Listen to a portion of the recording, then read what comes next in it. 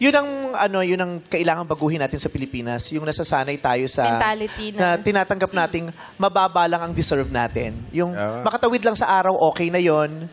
Yung makatapos lang sa pag-aaral, okay na. Bare minimum yun eh. Kasi yung mga naunang henerasyon din sa atin, yung mga naunang gobyerno din, sinanay tayo na yun lang ang deserve natin. Yeah. Kinokondisyon ng mga utak natin na, o pag ganito ha, masaya na ha, para hindi tayo magre-reklamo. O yung 500, kasya na yun sa Noche Buena ha. Yeah. Diba? Kinokondisyon ng mga utak natin sa kapiranggot, sa katiting, pwede na yan. At wag na tayong magreklamo. Yeah. When in fact, sa totoong buhay, hindi.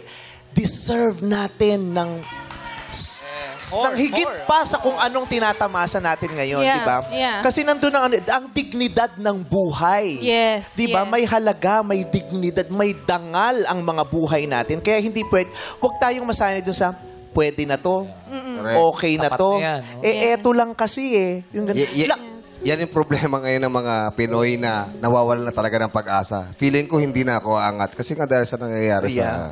Kasi nga, sinanay sa utak, yan na yan, okay na yan. Di ba? Huwag ka na mag-aral. Huwag na kayong mag-aral. Pag nagkasakit kayo, bibigyan namin kayo ng pambili ng gamot. Di ba? Yung ganon. Pero, malaki ang pag-asa ko sa Gen Zs. Yes. Sa henerasyon ngayon. Hindi papayag ang mga Gen Zs. Boboto sila ng tama. Ay, boboto sila, mag-iingay sila, lalaban sila, 'di ba? Kayo ang boboses sa mga nananahimik. Ang Gen Zs ang magsisimula ng henerasyon na hindi papayag sa pang-aabuso. Laban mga Gen Zs! Yan ang minamanifest natin. Yes! Diba? Tulad ng isang ina na magmamanifest mga para sa mga anak nila, yan din tayo para sa future generation. We manifest that the Philippines will be a bigger and greater place because of you guys. You will make Philippines a better country that is with no corruption. Yes. I claim it one day. Yes. Maybe not in our lifetime. Starting from the Gen Zs. Kaya hinahamon ko talaga lahat ng Gen Zs ay ilabas nyo ngayon ang ingay ninyo. Ang tapang ninyo, ang lakas ng loob ninyo, ang talino ninyo, ang smarte ng Gen Zs ay ilabas nyo lahat ngayon. Huwag kayong papayag na binobobo kayo. Sabi ko nga, di natin baka hindi sa lifetime natin, Yes. diba? Pero I will continue to pray and hope talaga. Yeah. Kaya Para sa mga pamilya na Yes. tulad Ikaw, Ate Fatima, bilang kapamilya ka namin, gusto ka namin kumbinsihin at bigyan ng inspirasyon na lakihan mo pa ang pangarap Yes. mo. Kahit ikaw, kung sumuko ka na sa pangarap mo, mangarap ka para sa mga anak mo. Amen. Huwag kang papayag ng mga anak mo mukhang kawawa. Yung mukhang pwede na yan. Yung okay na yan kahit walang tsinelas, nakakalakad naman 'Di ba? Okay na yan kahit butas-butas ang damit, kahit papano may saplot. 'Di ba? Okay na yung instant noodles, ang mahalaga kumakain. Hindi. They deserve more. 'Di ba? A better life. A better life. Kasi kung kami naniniwala na okay na yung sitwasyon nyo sa buhay, hindi na kami gagawa ng ganitong segment na mamimigay kami ng pangtulong.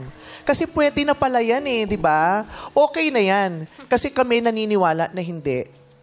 Deserve mong makaangat. At magiging tulay kami nun. Thank you po, Meme. Kaya kung kami naniniwala, sana maniwala ka din. Yeah. Deserve mong makaangat. Kasi pag mababa yung pangarap mo, mababa lang yung ine-aim mo, konti lang din ang ine-exert mong effort.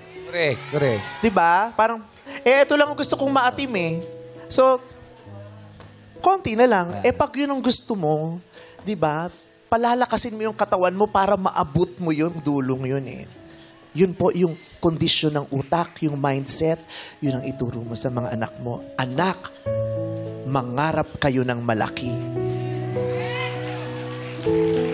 Bakit ka naiiyak ngayon, Ate Fatima?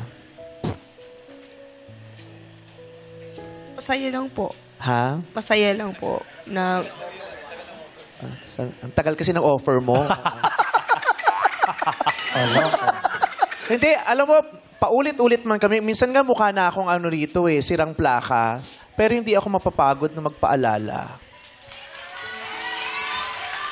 Hindi ako mapapagod na na magbukas dito ng mga usapin na hindi palaging pinag-uusapan sa mga noontime shows.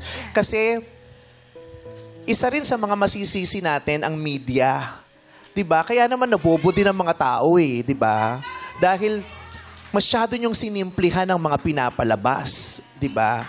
Ayaw niyo nang nag-iisip sila kasi pag nag-isip sila baka pihitin yung channel, hindi ka na panoorin. Kaya dumami ng dumami ang tamad mag-isip, dumami rin ang tamad ng mangarap. Diba? Yung ganon. So, unti-unti, pinuputol natin yan. At pag-uusapan natin sa Showtime yung mga bagay na hindi palagay ang pinag-uusapan. Kasi panahon na para marinig ang mga bagay na yan. Okay? So ngayon ate, sisimulan natin ang pangarap na malaki para sa pamilya mo.